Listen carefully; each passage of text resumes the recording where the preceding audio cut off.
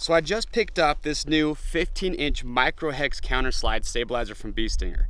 And if you haven't heard about the stabilizer, it's a really cool system. What it essentially allows you to do as a hunter or any type of shooter, target, whatever, is it allows you to basically run a back bar setup just using one single stabilizer. As you can see, the way I have it installed on my bow right now, the one that I have comes with the dovetail. So what's nice about the dovetail, it's a quick release.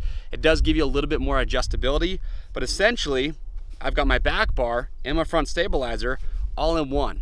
Now, to give you a little background history, I've got my Matthews Halon 32. I bought this bow when it first came out, and since I've had it, I've been running an 8-inch stabilizer up front with 4 ounces using the Stinger quick disconnect. So maybe a little over 9 inches total length with that quick disconnect. And for the longest time, I've wanted to run a back bar system and try and balance out my bow a little bit better.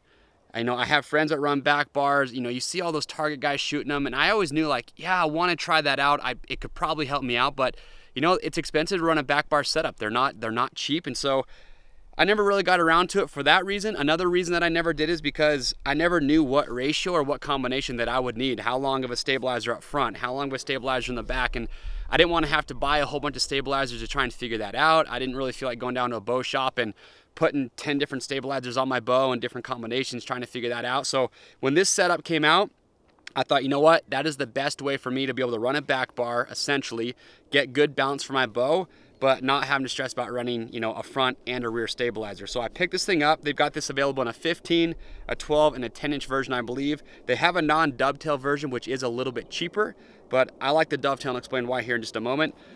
But I'm really glad that I made this purchase. Now, one of my gripes is the price point. I think it's about $175, so about $180 after taxes. So yeah, it is expensive. I thought back bars were gonna be expensive, but honestly, I spent just about the same, if not maybe more, on this setup than if I had just added a back bar to what I previously had on the bow. But glad I did it. Like I said, I've wanted to run a back bar for a long time. The Halon 32 to me is a top heavy bow, and running that stabilizer in the front with 4 ounces of weight just made the bow feel really heavy. And the struggle that I always had shooting was I always felt like I was struggling to get my pin to stay up. I don't hold really solid against the back wall.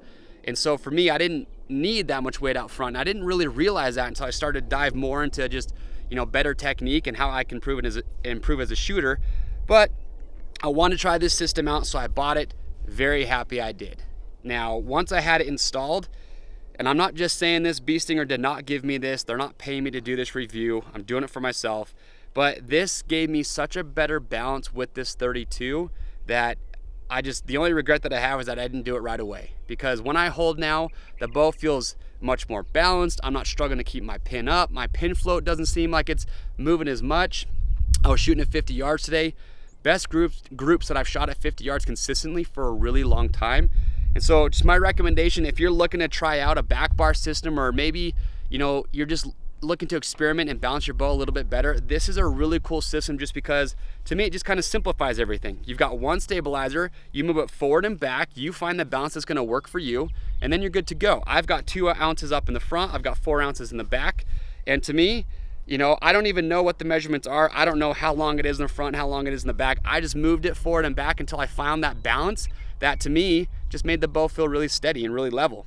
And then what you can also do with the dovetail is, like I said, it's a quick disconnect. So all you got to do is just loosen this knob and it slides right out. So that's nice because I can't put this in my bow with the stabilizer on. I'm sure a lot of you wouldn't be able to either.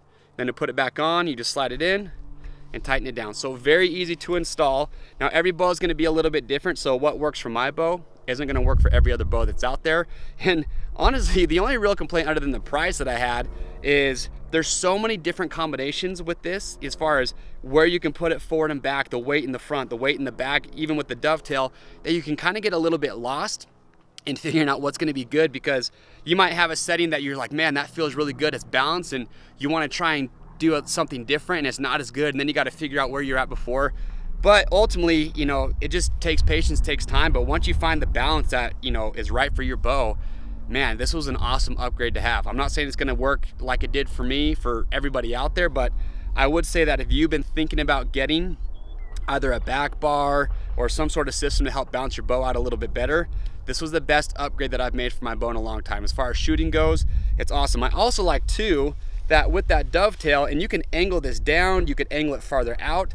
For me, to get the right balance, I actually like it as close to my riser as I can get it as possible. I didn't need it to be sticking way out to the side, which is nice because in a hunting situation, that's not gonna be as cumbersome. Having it closer to the riser isn't gonna bug me as much when I'm out there hiking around. My only other gripe, and this will be the last thing I'll say, is that because I had the dovetail all the way in, or the stabilizer close to the riser, well, I have about 1.5 inches of the dovetail sticking out on the other side. So sometimes when I'm grabbing my bow, I grab that by accident. It's not a huge deal, but I wish there was a way that I could, honestly, I might cut that and machine it and then just kind of make it smooth to just make it a little bit shorter. But ultimately, it's a really cool system. It made me a better shooter. I like it. Much better balance for my Matthews Halon 32. I would recommend trying one of these if you've been thinking about it. You don't have to, but give it a try. What do you got to lose? For me, it was one of the best upgrades that I've made. Now I know why guys shoot back bars and why they have weight in the back of their bow. Even though it does add a little bit more weight, it balances the bow better, and it made me a better shooter the first day that I put it on there. So give it a try. If you want more of my feedback, I'm more than happy to give that to you. So leave any questions you have or comments below. And you can get these at bstinger.com. There's a lot of other retail websites that have them. There's a lot of pro shop that have these in stock. So call around, ask, and that's it. Awesome upgrade. Pick one up. Thanks for watching.